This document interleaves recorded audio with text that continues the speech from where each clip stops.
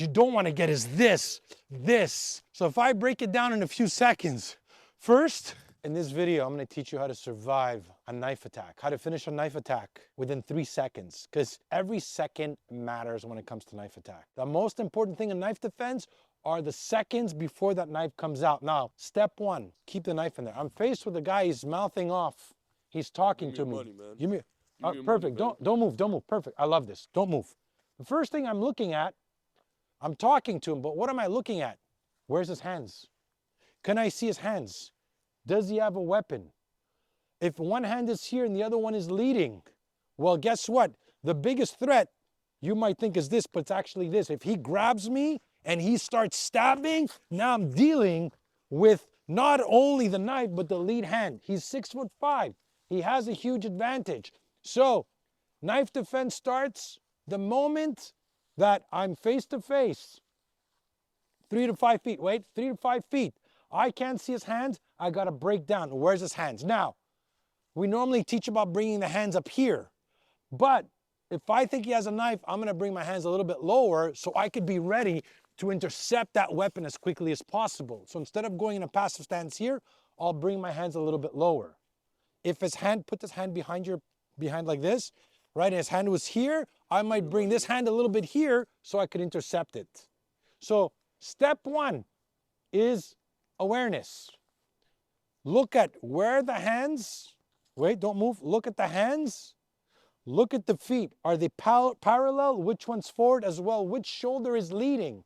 Also tells you which is the closest weapon to my target and what's the possibility of him attacking me. That lead hand is the most dangerous hand. Look at a lot of the knife attacks. 80 or 90% of them will start with that lead hand.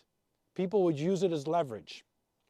So the first thing you want to do is be aware. So as I'm talking to him, I'm looking at his feet, he's angling off, he has a hand behind his back, this hand is empty, that if he came to grab me, boom, I'm coming here. I'm not letting him get me with that knife.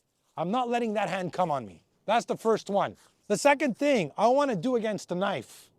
Now, we're in an open space, right? Which means if the knife comes, go slow, and I do this, and I could run, I'm going to go for the run.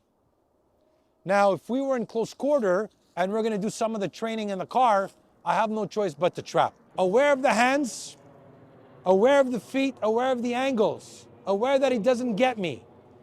Now, if I go slow and slash me with a knife, if he does this, keep going. If he does this, now slash me for real.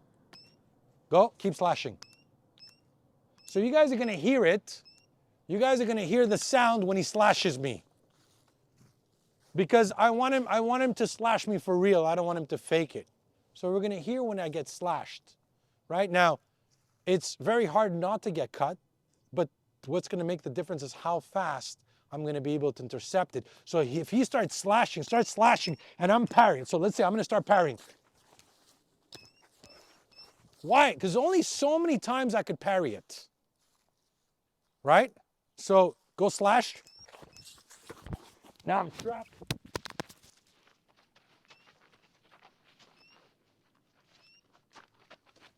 You okay, Mike? Now, you okay? I was gonna take you down. Now, if you guys notice what I did, I trapped it here. Yes, I might have took a few cuts. In reality, I'd be striking. So, what does this break down? If you parry, all you're doing is, it comes back, it comes back, it comes back.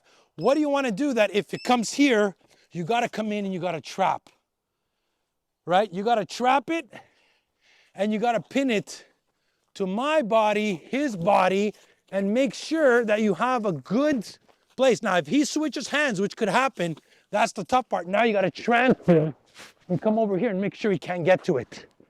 Right now, in reality, right, I'd be striking. Now, guys, use, grab the clothes, grab everything. Again, the reality that you're not going to take any cuts, slim to none. So the idea is once I trap, I start striking. Boom, headbutt, knee, bicep, here, grab the throat, crush it, palm it, eye gouge. Oh, bite his, boom, hit high, hit low, bring him up, down, bam. Control the weapon. Come up, Mike, sorry. I'm controlling the weapon the whole time. The idea is Once I trap that weapon, I gotta strike as quickly as possible. Why? Because I want him to forget about this, right? So a way to pressure train it is first you work on just parrying, where I'm just here, I'm just trying to, and he's got the reach, right? So I'm always trying to move away from the hand where he can't get me. Right now, it's only normal he's gonna get it.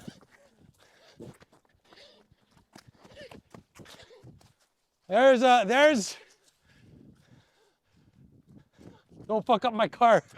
So there's a static improvised weapon for you, right? It's using your environment. Now he has the reach. So there's only so many times I could parry. This is where my legs come in, my strikes come in. I got a parry strike. If I could run, I run. If I can use an improvised, static improvised weapon. And at some point, I have to trap that weapon.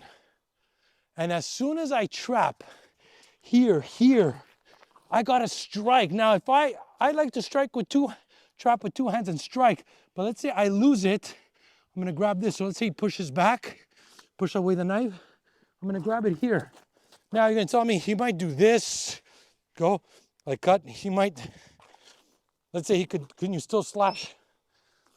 Yeah, he could probably pull some of the stuff, but in reality, boom, boom, I'm here, bam, I'm striking, I'm using all this here, bam, bam. If I lose it, tack, tack, I start striking right away. If we were wearing a helmet, he'd definitely be a lot more demotivated when those strikes are coming in, right? But the idea is, as quickly as possible, you want to trap the weapon. You also want to train that the idea that you're not going to get cut at all is slim to none. But what type of cuts and stabs as well are you going to take? Yes, you might get something like this, but what you don't want to get is this hard. But it's again, when you're doing dynamically and you're doing drills, it's almost impossible you're not. So if I break it down in a few seconds, first is awareness, hide the weapon. Because look guys, I've said this, if he wants to attack me, first, he's got to spot me as a victim. 1. 2, he's got to close the distance. If he's out here, stop Mike, he's not going to throw the knife, he's got to come to here. Then he's got to prepare himself, either have the weapon out, have the weapon ready. And then he does his move, which means he's got a few seconds to the attack. The question is, where was my awareness? The reality, he comes here and I can't see his hand. Boom, I'm striking right away. That changes the whole, I'm not gonna wait for him to pull out the knife. I'm gonna strike him and go preemptive. If he's coming close and I see him going to reach something, boom, I'm striking the throat, I'm striking the eyes, I'm striking those vital targets, and not as quickly as possible. All right, guys, I hope you enjoyed this video. Make sure to subscribe, hit the bell, guys. Subscribe, guys. I'll see you guys in the next episode.